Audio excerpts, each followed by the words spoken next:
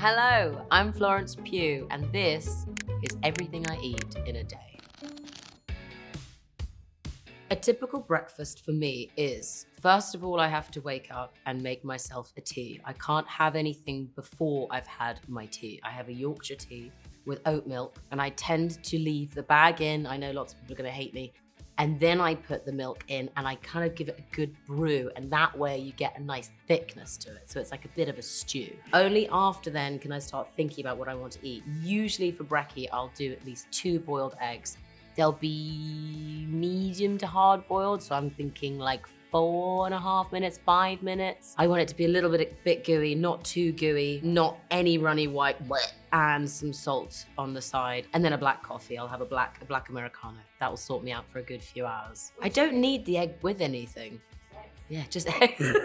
Well, it's simple, I'm gearing up for lunch. I grab and go sometimes I'll make a smoothie, like either a protein banana, like make it jazzy with some leaves and some spinach stuff, or I'll just take a protein bar and have it with my black coffee. I'm a simple breakfast person if I'm working. If I'm not working, then I'll have the lot. I'll usually do what my dad does and make like a half full English.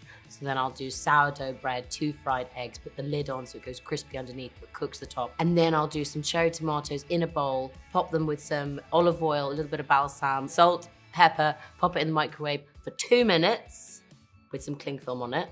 Take it out, they'll be nice and cooked, smush them up a bit, and then dribble it around the eggs with the toast. That's my dad's special. Okay, then on my snack, what I'll usually do throughout the day is I'll pop into an M&S or a Pret or a Leon or an Itsu, and I'll get one of their little protein pots because they're amazing. And I'll either get like a little bit of egg. I'm gonna lead up to a lunch. So actually, if I want a big lunch, I won't go for a little snack pot. I'll wait until I'm hungry, because eating when you're hungry is the best thing ever. Ready for lunch? I wait until I'm hungry and then I eat. And usually the eating process will be either after like an hour of me making it or half an hour of me making it, but I get more excited about designing the thing in my head, executing it, and eating it. Typical lunch, I'll probably have like a late lunch. I'll probably do like 3, maybe 3:30. I know, I'm blah, blah, blah. I like a bit of sustenance in the afternoon. So if I'm going for like a small but really energizing salad, I'll go rocket spinach, obviously wash them. Then I'll go finely chopped pepper in like little cubes. And then I'll do cherry tomatoes, like the ones that are on the vine. Obviously take them off the vine, don't put them in the salad. And then I'm gonna do cucumber, loads of cucumber, red onion, and I'm gonna slice it really finely. So that's all going in the bowl. And then I'm gonna do, depending on what mood I'm in, I always like a bit of feta in my salad. So I'm gonna crumble the feta, olive oil, nice olive oil, not cooking olive oil. And then maybe some rice wine vinegar or some white wine vinegar. And then if I'm wanting a bit of spice, I'll chop up a chili, maybe that much of a chili. Got it. Give it a stir and then just chow down. My nostalgic food lunch items from when I was younger. Ooh, my mum was against all of the bad foods that Jordan took into school. We were never allowed the Lunchables. We were never allowed any sweeties. We would get sent in with fruit, or like, can you remember those little cathedral cheddar things? It was that or fruit, which I'm grateful for.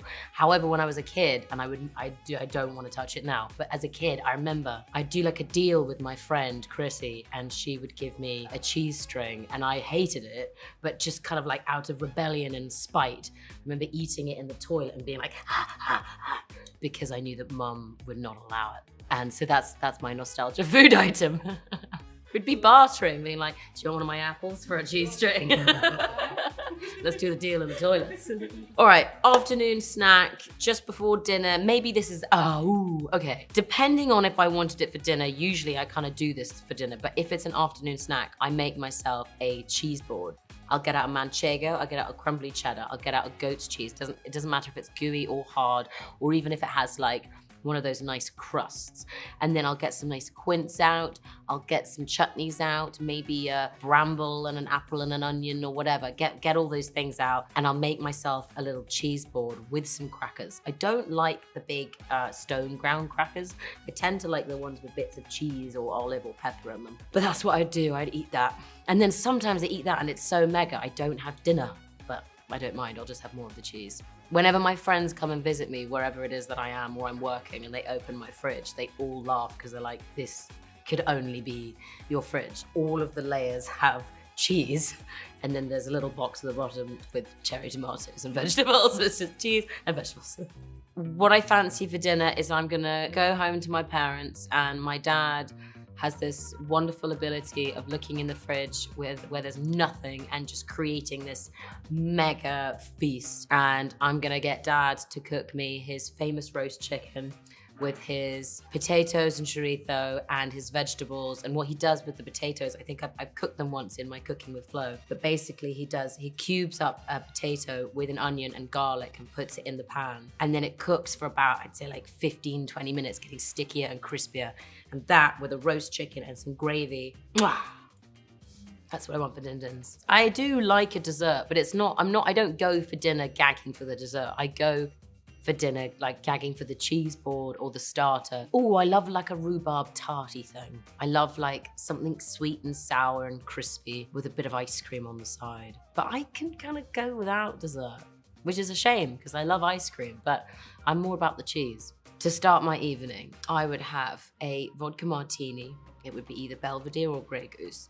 And the glass has to be chilled in the freezer beforehand. And then we're gonna shaky, shaky, shaky, shaky, shaky, and pour that cold, sweet nectar out. And I'd have that. Strange food habits. I tend to put Marmite with a lot of things. Like, I feel like if you're snacking, you can just wipe a bit of Marmite on the plate and anything you chop up with Marmite will taste good. If I don't have anything to dip into peanut butter, I'll chop up a few carrots and peanut butter is actually quite nice. Basically anything just serves as a spoon for peanut butter, so it's fine. I don't want to eat snails. I say I love snails, they're like my friends, and I don't ever want to eat or cook or prepare or have them in my fridge. That's a no-go. Other than that, I'll pretty much try anything. Best place for food in the world. Greek cuisine. I love the family style essence of it. I love how it's like one pot cooking the vegetables that they've grown in their garden, and any animal that they use on the menu, they've either grown or they've either sorted out themselves. I love the idea of a very simple salad with a very simple like stifado or moussaka or something like that. I really love that it's the grannies in the kitchen cooking and you can taste all of the love and the heaven coming down into that meal. Is everybody hungry now? And that's everything I eat in the day, except for these 3 bowls of fruit that I forgot to mention about. I eat these too. Looks like I'm covering my tits. Amazing.